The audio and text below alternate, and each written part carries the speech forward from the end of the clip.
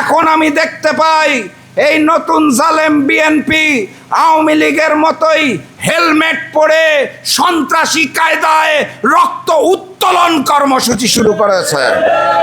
আমি জানতাম বাংলাদেশের বিভিন্ন মসজিদ, মাদ্রাসা, সামাজিক সংগঠন গঠনের জন্য মানুষজন স্বেচ্ছায় ভালোবেসে পকেট থেকে চাঁদা দেয়, আর এই নতুন জালেম বিএনপি এখন সন্ত্রাসী কায়দায় জুলুম করে জোর করে চাঁদা উত্তোলন কর্মসূচি শুরু করেছে।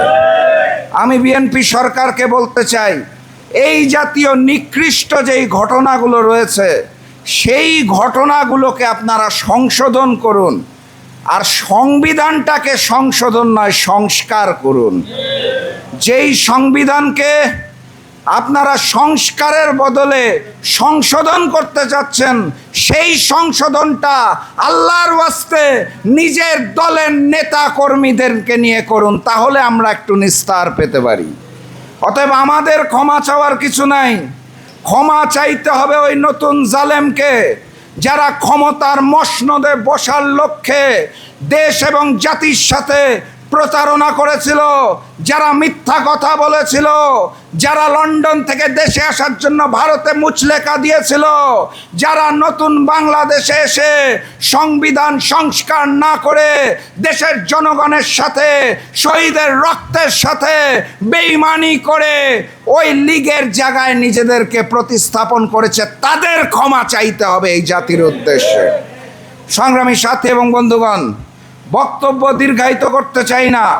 আপনারা জানেন 11 দলের পক্ষ থেকে আমাদের লং মার্চ কর্মসূচি ঘোষণা করা হয়েছে এবং 4টি লং মার্চ শেষে সোহরাওয়ার্দী উদ্যানে মহাসমাবেশের ঘোষণা দেওয়া হয়েছে। আপনারা সেটার জন্য প্রস্তুতি নিন।